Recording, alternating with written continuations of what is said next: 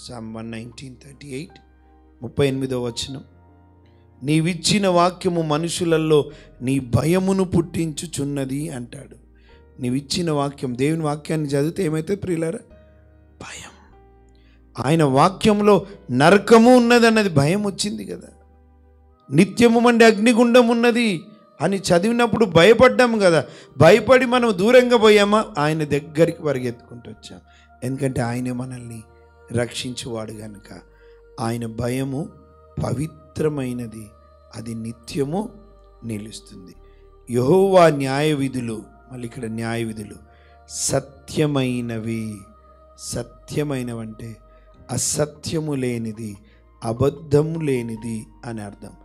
సత్యమైనవి, అవి కేవలము న్యాయమైనవి అంటే అన్యాయము లేనిది. చూడండి పిల్లలు, వాక్యం యొక్క గొప్పతనం. అన్యాయము లేనిది, సత్యమైనది, న్యాయం. దేవుడు న్యాయవంతుడు. అబద్ధమాడుటకు ఆయన నరమాతుడు కాదు, ఆయన న్యాయవంతుడు. దేవుడు ఏదైనా చెప్పాడంటే ఆయన ఖచ్చితంగా న్యాయం తీరుస్తాడు.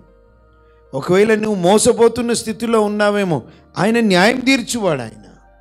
ఆయన న్యాయము న్యాయమైనవి అంటే ఆయన మాటలు న్యాయమైనవి. 10వ వచనం. అవి బంగారు కంటెను, బంగారు కంటెను, విస్తారమైన మేలిమి బంగారు మేలిమి బంగారు కంటెను, కోరదగినవి, కోరదగినది. మీరు రౌండప్లు చేసుకుంటున్నారా? చక్కగా యథార్థమైనది, నమ్మదగినది, నిర్దోషమైనది, నిర్మలమైనది, పవిత్రమైనది, సత్యమైనవి, న్యాయమైనవి, కోరదగినవి. ప్రియులారా, మనుషులలో గొప్పది ఏంటిది ఈ రోజులలో? బంగారం. బంగారమే కదా. బంగారానికి ఎంత విలువ ఉంది. ఆ బంగారంలో మేల్మి బంగారం అంటే శుద్ధీకరించబడిన బంగారం. మనుషుల దృష్టిలో ఏదైతే గొప్పగా అనబడుతుందో, ఏదైతే గొప్పగా ఎంచబడుతుందో దానికన్నా ఏమంది? కోరదగినది. హల్లెలూయా, ప్రైజ్ ద లార్డ్. 119వ కీర్తన 72వ వచనంలో అనుకుంటారు కదా, వేల కొలది వెండి బంగారు నాణముల కంటే నీవిచ్చిన ధర్మశాస్త్రమే నాకు మేలు అంటాడు ఆయన. ప్రియులారా, బంగారం కంటే భూమండలం మీద ఏదైతే ఎక్కువ విలువైనదిగా మనుషుల దృష్టిలో ఎంచబడుతుందో దానికన్నా గొప్పది, విలువైనది, కోరదగినది ఏదంటే దేవుని యొక్క వాక్యము. హల్లెలూయా, ఎంత గొప్ప విషయం అండి. అంతేకాదు, తేనె కంటెను, జుంటి తేనె దారల కంటెను మధురమైనవి. కోరదగినది మాత్రమే కాదు, అది మధురమైనది. హల్లెలూయా. ఇప్పుడు చక్కెర తింటాం, బెల్లం అది తింటాం, కానీ అన్నిట్లలో తేనె ఎట్లుంటుంది? చాలా తీయగా ఉంటుంది. అది నాలుకకి ఇట్లా పెట్టగానే కళ్ళు కదా. అంటే అంత తీయనైనది. తీయనైన దానికన్నా మధురమైనది ఏంటిదంటే దేవుని యొక్క వాక్యం. హల్లెలూయా, మధురమైనదంట. పిల్లలు, ఎంత గొప్ప విషయం. నోటికి అదేమో కంటికి గొప్పది. ఏది? బంగారం. ఇది పంటికి అంటే నోటికి రుచికరమైనది. ఏంటిది? దేవుని యొక్క వాక్యము. Praise the Lord. ఇంకేమన్నా చూడండి, వాటి వలన నీ సేవకుడు హెచ్చరిక నొందును. ఇప్పుడు ఈ వాక్యం వలన ఏం జరుగుతుంది? మనకి దేవుని వాక్యం ఏమైందో చూసాము. ఇప్పుడు వాక్యము వలన ఇప్పుడు భక్తుడు తనను తాను పోల్చుకుంటూ ఏమంటున్నాడు చూడండి, వాటి వలన నీ సేవకుడు హెచ్చరిక. ఇప్పుడు మనకేమొస్తుంది? హెచ్చరిక ఉంది. మనం ఎలా జీవించాలో, ఎలా జీవించకూడదో దేవుడి నుండి మనకి హెచ్చరిక ఉంది. అపోస్తులైన పౌలు తిమోతికి రాస్తూ తన 2వ పత్రికలో 3వ అధ్యాయం 16వ వచనంలో వాక్యం గురించి మాట్లాడతాడు. చూడండి ఒక మాట.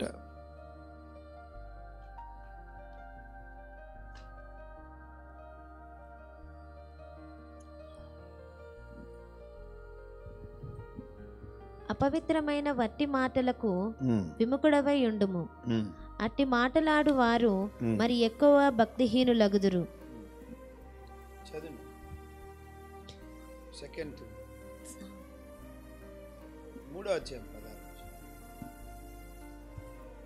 దైవజనుడు సన్నద్ధుడై ప్రతి సత్కార్యమునకు పూర్ణముగా సిద్ధపడి ఉండునట్లు దైవావేశము వలన కలిగిన ప్రతి లేఖనము ఉపదేశించుటకును ఖండించుటకును తప్పుదిద్దుటకును నీతియందు శిక్షణ చేయుటకును ప్రయోజనకరమై profitable. God's word is profitable. మనకి హెచ్చరిక ప్రియులారా. దైవజనుడు హెచ్చరిస్తే దేవుని వాక్యం ద్వారా కొంతమంది సనుగుతారు, కొంతమంది గులుగుతారు, కొంతమంది అలుగుతారు, కొంతమంది మెల్లిగా అవతలికి వెళ్ళిపోతారు. కానీ దేవుని వాక్యము దేని కొరకు ఇవ్వబడింది? దైవావేశం వలన కలిగిన ప్రతి లేఖనము తప్పుదిద్దుటకును. ఈరోజు తప్పుదిద్దితే ఉంటారా మనుషులు? ప్రియులారా, ఖచ్చితంగా దైవజనుడు మాట్లాడాడు అనుకోండి వాక్యం ద్వారా, నొప్పి కలిగించని బోధలు ఎక్కడున్నాయి అక్కడికి వెళ్ళిపోతారు. నొప్పి ఏముండదు. షుగర్ కోటింగ్ ట్యాబ్లెట్ లాగా షుగర్ కోటింగ్ మెసేజెస్. తప్పు సరిచేయబడడానికి వాక్యం ఇచ్చాడు దేవుడు. దాని వలన నీ సేవకుడు హెచ్చరిక పొందుతాడయ్యా. ఇలా దేవుని వాక్యంలో మనకి హెచ్చరిక ఉంది. మనల్ని సరిదిద్దుతాడు దేవుడు. తన వాక్యం ద్వారా గద్దిస్తాడు, హెచ్చరికను అందుతాడు. అంతేకాదు, వాటిని గైకొనుట వలన గొప్ప లాభం. లాభం అనే మాట బిజినెస్ టర్మ్. అంటే నేను పెట్టిన పెట్టుబడికి చాలా వచ్చిందంటే అది లాభం.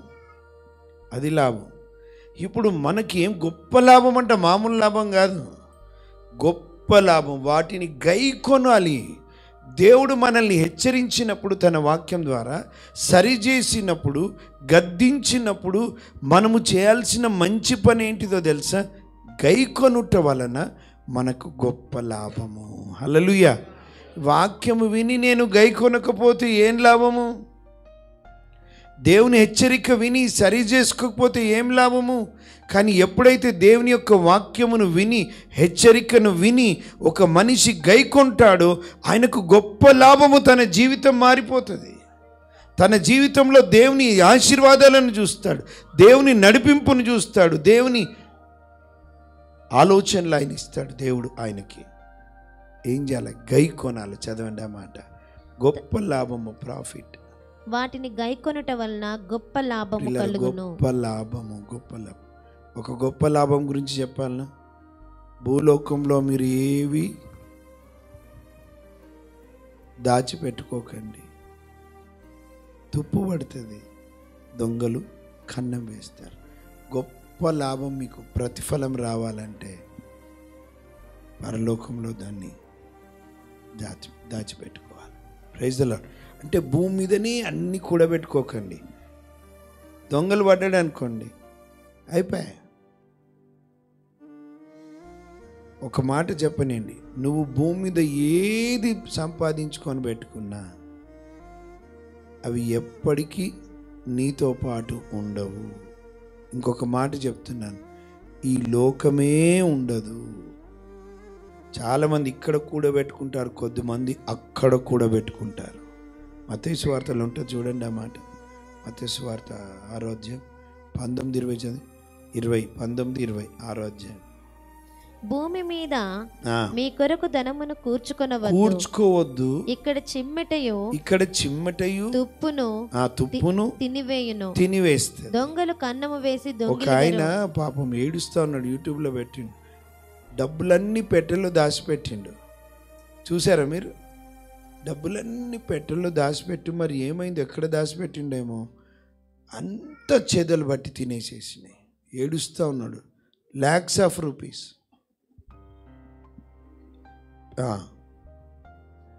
తుప్పు పట్టేసింది.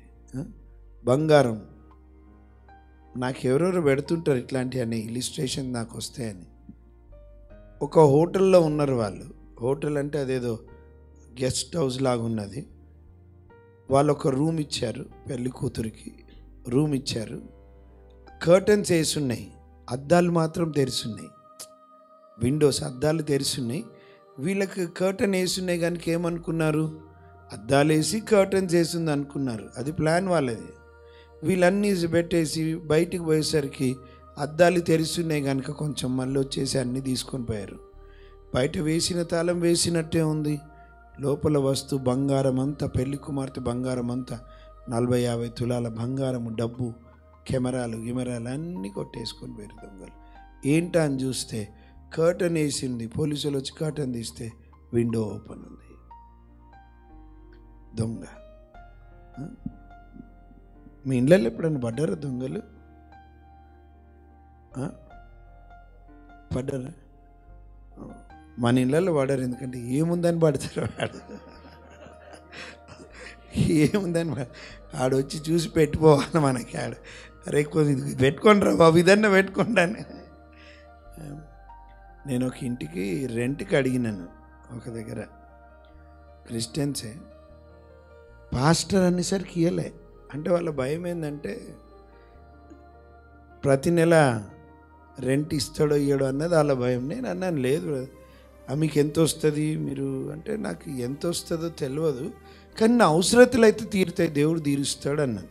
ఇంత పర్టికులర్ శాలరీ ఏం లేదు నాకు, గవర్నమెంట్ వాళ్ళకి ఇంత అని వస్తుంది, వాళ్ళకి ఇంత అని వస్తుంది, ఉద్యోగస్తులకి. నాకు అట్లేం లేదు, నా అవసరతలను బట్టి దేవుడు నాకు ఇస్తాడు అంటే. అది కరెక్టే బ్రదర్, కానీ మరి మేము మీకు ఇవ్వలేము అని అనేసిండ్రు. బాధ అనిపించింది. మళ్ళీ క్రిస్టియన్సే, అరే ఎందుకు ఇస్తలేరు అనుకునే, సరేగా ఉన్నాం, వేరే వెతుకుతా ఉంటే యాక్చువల్గా ఆ రోజు నేను పోవాలి వాళ్ళ దగ్గరికి. వాళ్ళ వైఫ్ అన్నది, రండి బ్రదర్ మీరు రేపు ఉండొచ్చు, అన్నీ తెచ్చేసుకోండి అట్లా అన్నది. అడిగితే ఆ బ్రదర్ ఏమో ఇవ్వను అన్నాడు. ఆ రోజు నేను పోతే బాగుండేది వాళ్ళ ఇంటికి, ఆ రూమ్ ఇంట్లో ఉండేటోళ్ళం. ఆ రోజు వీళ్ళు ఏం చేసిరు, వద్దని చెప్పి వాళ్ళంతా ఫ్యామిలీకి వెళ్ళిపోయారు. ఎక్కడో వచ్చేసరికి దినం పూటనే 40 తులాల బంగారం పోయింది. ఆ సిస్టర్ వచ్చి, మీకు ఇంట్లో ఇచ్చినా బాగుండేది బ్రదర్, మీరున్నందుకు దొంగ రాకపోతుండే, మీకు అనవసరంగా 40 తులాలు కష్టపడి.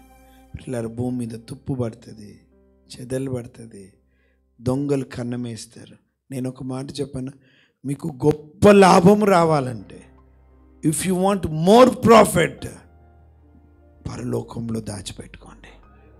హల్లెలూయా. పరలోకంలో కూడా పెట్టుకోవాలి. ప్రభు పని కొరకు నువ్వు ఇక్కడ ప్రతిదీ చేసింది, అక్కడ నీకు ప్రతిఫలాన్ని, గొప్ప లాభాన్ని, ఘనతని దేవుడు ఇస్తాడు. Amen. Hallelujah. Praise the Lord. చాలామంది అనుకుంటారు దేవునికి డబ్బులు ఇస్తే వీఆర్ వేస్టింగ్ అవర్ మనీ అనుకుంటారు. No, you are not wasting your money, you are investing your money in the kingdom of God. దేవుని రాజ్యంలో నువ్వు ఇన్వెస్ట్ చేస్తున్నావు.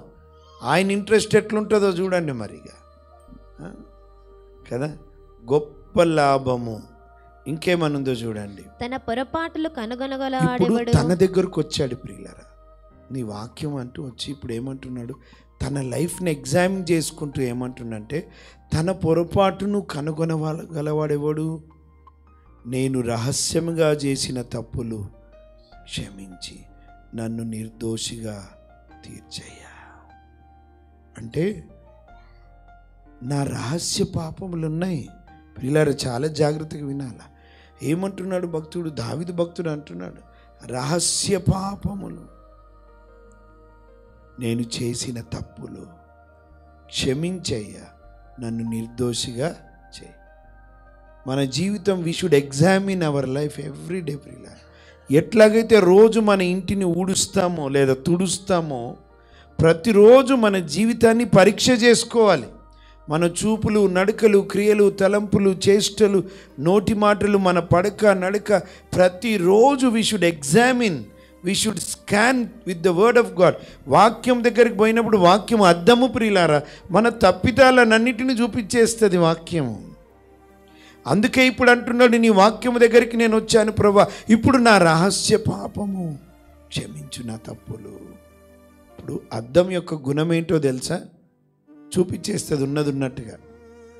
మీరు మాల్లో బట్టలు కొనడానికి లేకపోతే డీ మార్ట్ ఇట్లాంటి మాల్కి పోయినప్పుడు సడన్గా అద్దం ముందు పోగానే మీ మీ ఫీలింగ్ ఏంటో తెలుసా?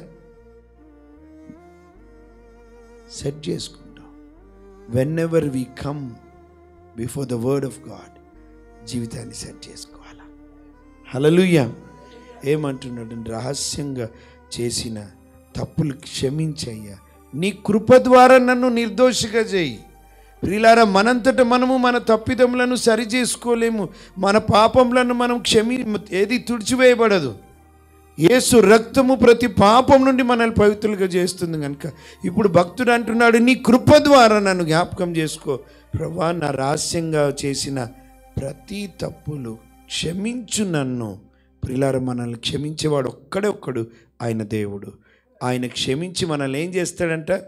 నిర్దోషినిగా ఎవరు చేస్తారు? ఆయన తీర్స్తాడు. He is our judge. ఆయన తీర్చేస్తాడు. పెనాల్టీ కట్టిండు ఆయనే. మన కొరకు సమస్తము పే చేసి మనకి నిర్దోషిగా చేశాడు. Praise the Lord. హల్లెలూయా. పిల్లోడు పోయి పక్కోళ్ళ ఇంటి అద్దాలు పగలగొట్టాడు క్రికెట్ ఆడుతూ. వాళ్ళందరూ పట్టుకున్నారు. వాడు ఇప్పుడు దోషి అయ్యాడు. ఆల్రెడీ వానికి చెప్పారు ఇక్కడ అద్దాలు పగులుతాయి, నువ్వు ఆడొద్దని. అయినా వాడు ఆడాడు, కొట్టాడు, పగిలింది. ఇప్పుడు వాడిని పట్టుకున్నారు. ఒరే దోషివి, నువ్వు అద్దాలు పగలగొట్టుకున్నావు.